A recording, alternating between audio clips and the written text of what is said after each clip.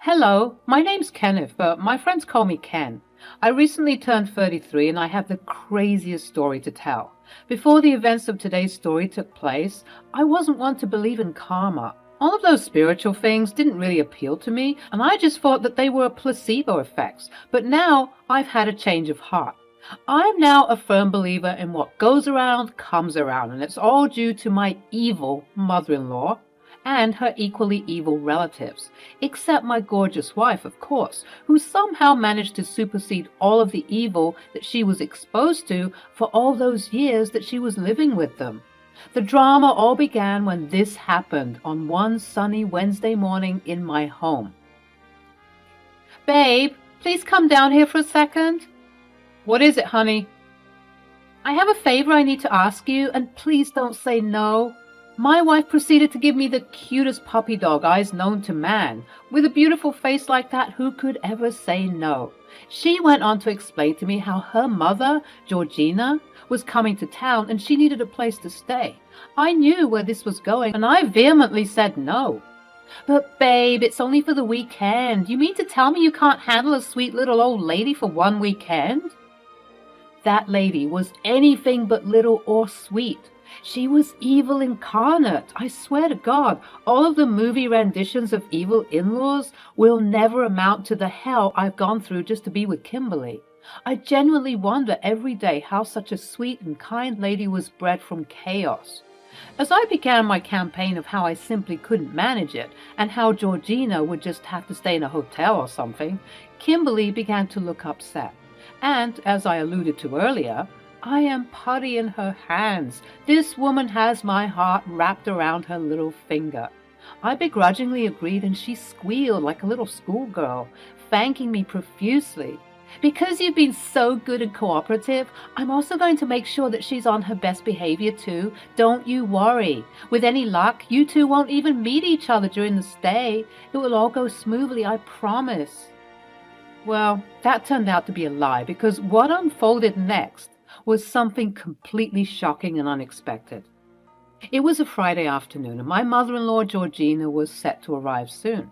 We had prepped the guest room with all of the essentials and some of her favorite things so that she'd feel comfortable, and also be less dramatic and annoying, hopefully. At around noon is when I heard the doorbell, and my wife, who was in the kitchen at the time, preparing some things for her arrival, called out to me and said, "I think she's here, Kenny. Please go get the door." I braced myself and walked up to the door and opened it.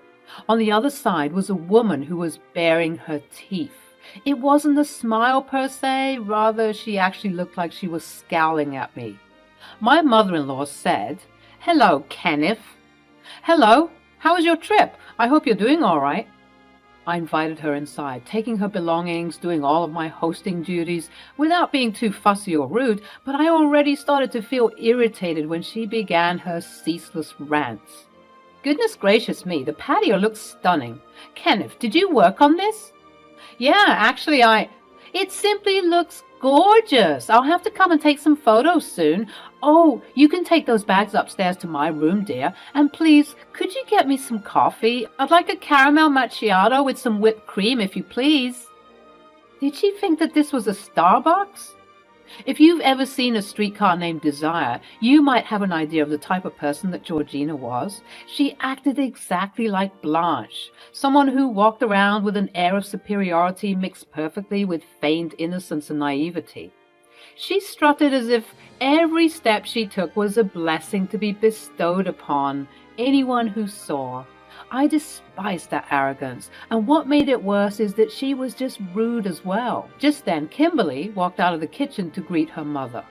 "You look stunning." "Oh, stop it, Kimberly. Do I? You're lying." "Well, I suppose I do look quite well. It's this new diet that I'm on. You should try it. You look like you might need it, sweetheart." But not this weekend. This weekend we can do whatever we want. That's why I ordered my caramel macchiato. Speaking of which, Kenneth, when might I be expecting that?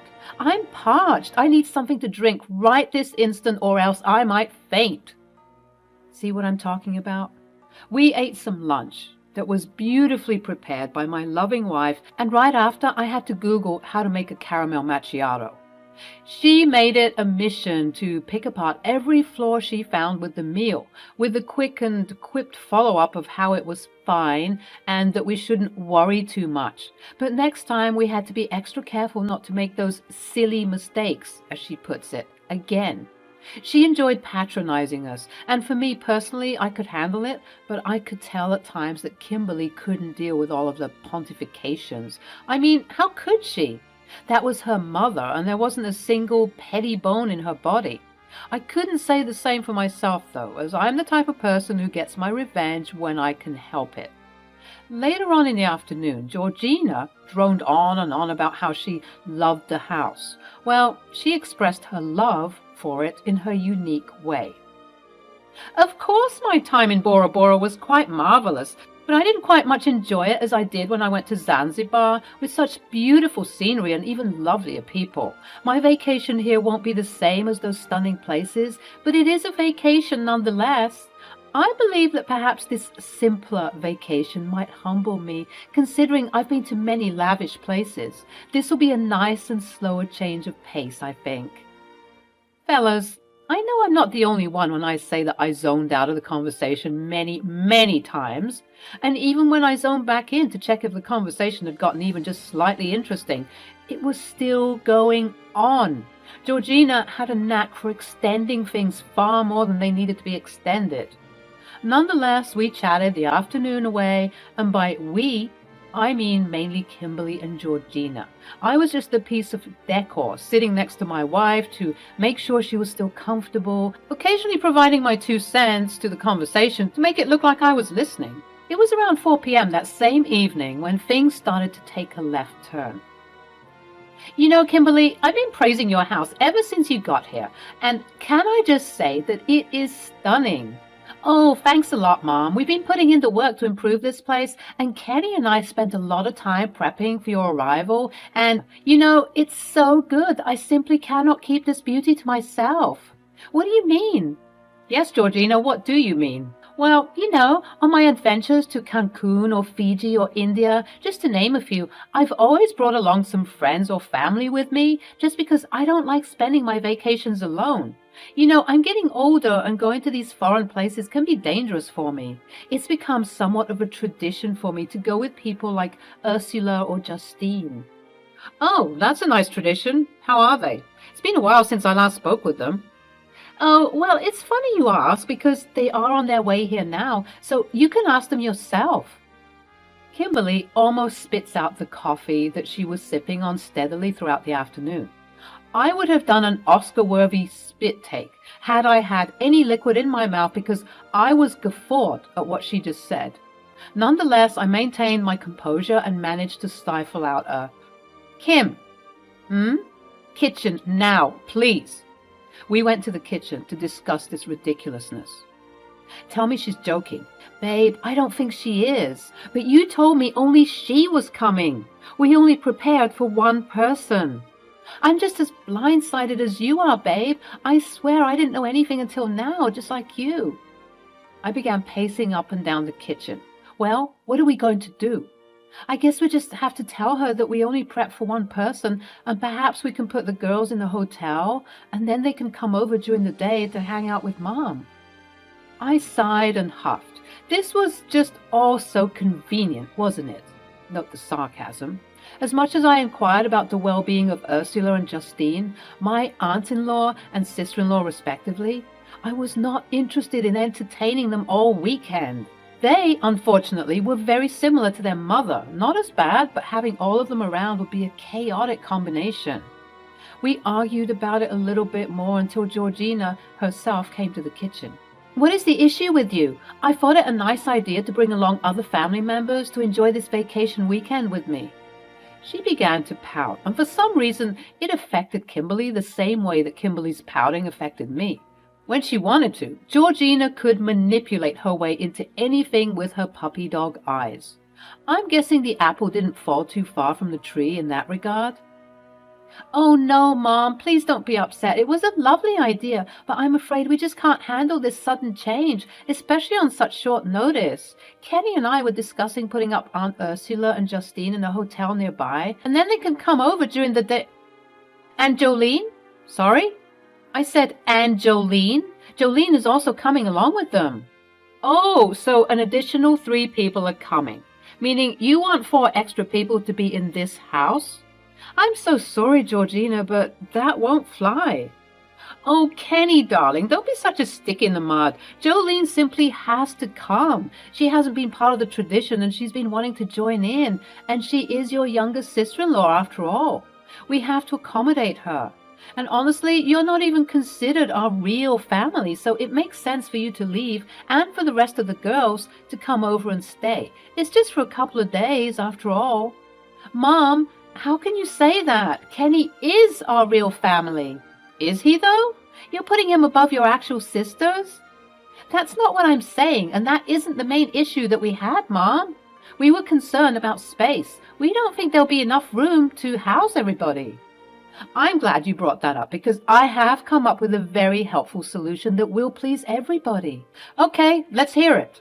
Okay, so I was thinking that perhaps Ursula and I could share the bed in the guest room, considering how large it is, and then Jolene could sleep in Kimberly's bed. There was a pause. I was very lost. I glanced over to my wife, and she too shared the same confused expression. I finally asked, so you want 3 people to sleep in one bed? I know the bed is big, but that is such an uncomfortable and inappropriate thing to suggest, don't you think? Yeah, Mom. We aren't kids anymore. It won't be appropriate to share a bed with my husband and my sister in the same space.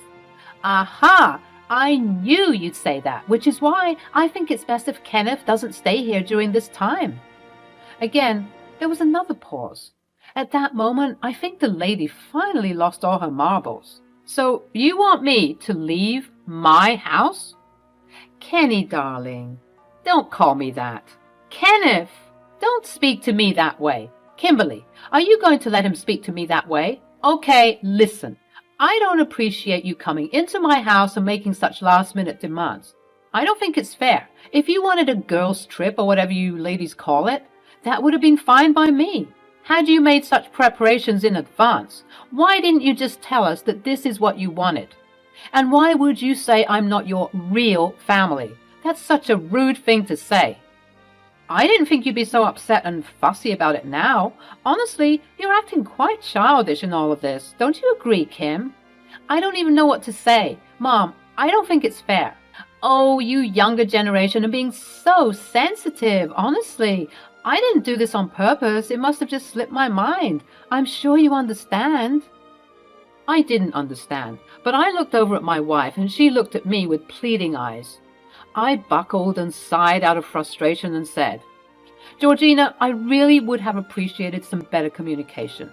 As I mentioned earlier, I really wouldn't have minded leaving you ladies to your own devices all weekend. I too would have gone on a boys' trip or worked at the orphanage or something like that. But springing this up on people isn't appropriate. We are adults. As much as you view us as your children, we have invited you into our home, and you need to respect that. All while I was remaining calm and politely informing her of her blunder, she was scoffing, walking around, and even laughing at times as if to avoid the embarrassment of being confronted by her sister-in-law. Nevertheless, I continued, You want to have a girls' trip and have all the girls here for the weekend? Fine. Do you want me out of the house?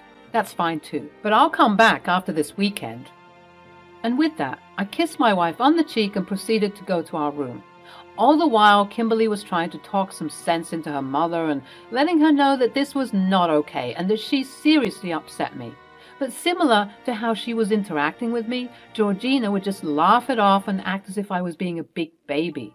I packed some clothes in a big duffel bag and said my adieus. I then booked a hotel room online and proceeded to make my way there, not before visiting the orphanage where I would regularly volunteer, as was mentioned previously. The orphanage is called Open Arms, and I love working there. As much as I love it, I know it is not for the faint of heart, as dealing with unruly and disobedient toddlers, children, and teenagers is very much a hassle.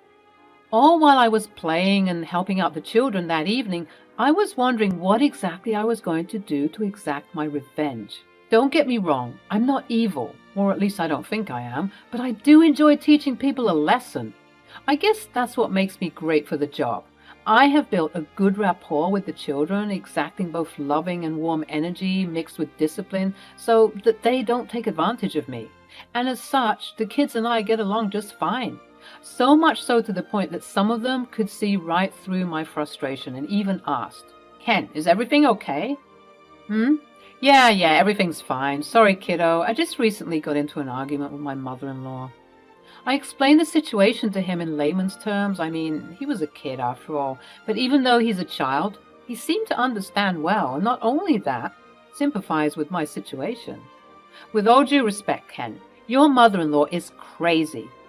Trust me, I know, Mav. You gotta get back at her somehow. Just to teach her a lesson, right? But how? We pondered for some time, and honestly, I came up with nothing. But what Maverick said next changed everything. "We could help." "What are you talking about?" "We could help. If you take a handful of us kids and bring us to your house, we could ruin her weekend." I thought about it, and then I thought about it some more, and I swear Maverick, just as his name suggests, was an evil genius. It made perfect sense. The kids would have a weekend getaway that was very much needed, and I could get back at my mother-in-law for disrespecting my space and my time. We made the necessary plans like two evil geniuses working on a plan for world domination, and we waited until the next day to exact the revenge. The next day was a Saturday, and it went as follows. Kimberly approached the door as she heard the doorbell go off, and she was greeted with a lovely surprise. "Why, hello, Kimberly." "Kenny! Oh, Maverick! Hello, how are you?" At that point, she realized that there were about 4 other children that came along, and she aptly looked confused. "What's going on, babe?" "Oh, nothing. I just thought that I'd bring the kids along to partake in the very lovely vacation that Georgina was conducting." I walked into the room bringing all 5 kids with me, all with ages ranging from 6 to 10. These kids were considered the unruliest of the bunch, but they were also loving when they wanted to be. It's just when they felt disrespected that they would go crazy, and I promised them all an ice cream treat if they promised to be as chaotic as they possibly could be. "Hello, Kenneth. How are you? Oh, who are these beautiful children?" "Good morning, Georgina. I hope you're all well. I see the rest of the gang managed to make it." "Hey, Kenneth. How are you?" "I'm well, thank you." "Who are these children?" "Oh, these children. These are some of the kids from the orphanage." "Yes, dear, we can see that. But why are they here?" "Good question. Maverick, would you like to answer that?" "Oh, well, Ken just told us all about the lovely vacation you were having in his home. And you see, we haven't ever been on a vacation, so he invited us over to join in the festivities." The in-laws, who were all communing in the living area, sipping on mimosas and eating croissants, all gasped in unison and shared looks of horror on their faces. At that moment, some of the kids began to grab at what was on the table. Some got fistfuls of bacon, others got pancakes, and others took very big glugs of orange juice. The looks of horror grew in intensity, and at that moment, Georgina stood up and whisked me away from the inbounding commotion that was about to ensue. "What is the meaning of this?" "Just as Maverick said. I wanted the kids to have a little vacation of their own. I'm sure you wouldn't mind." "How can you bring all these kids into the house? This is just too much, and someone named Maverick is bound to cause problems. This was meant to be a relaxing weekend for me and the girls. You know this." "Oh, well, I'm sure you wouldn't mind. It's only for a couple of days after all." "Okay, listen here, buddy. I know you're upset." "No, you listen here, Georgina. I've had it with you acting all high and mighty and acting as if you own the place. If you want to stay here for a vacation, that's fine. But the kids are staying too. They deserve to enjoy just as much as you do. So hopefully next time you want to cause problems for other people and be an inconvenience to others, you'll remember that it's not so nice when it's done to you." And with that, I didn't give her another opportunity to speak. I just walked back into the living room to see the chaos ensue. "Little girl, don't you dare play with that. That is an expensive designer bag. Don't you dare. I swear to God, you little gremlins are causing so much havoc." "Is this what the vacations are normally like? Because if so, I don't want it anymore." The ladies were being harassed by the unruly children who were causing chaos. And you might be wondering about how Kimberly was feeling. I looked around for her and she was in the corner of the room snickering to herself. She found this to be funny too. You might also be wondering how I was feeling watching my house getting torn apart, and to that, I will say that it was all worth it. To see the absolute looks of horror and disdain on my in-laws' faces, I didn't mind cleaning up. And Maverick even said that they would be responsible for the messes they make, and they promised to help clean once they were done. I just needed to witness this moment of absolute chaos as the ladies were frantically trying to deal with children that they'd never had to deal with. It was so awkward and laughable to witness the stark contrast between the prim and proper older ladies with the young and chaotic children. Well, it looks like everything is in order. I'll be on my way then. I'll pick up the kids tomorrow or maybe on Monday. Cheerio! And with that, I left the house, laughing in my hotel room. I then called Kimberly and told her that the kids aren't meant to attack her, just the snobby ladies, and if at any point in time she needed a break, she could come to stay with me in the hotel. I will never forget that day, as it was one of the best days of my life.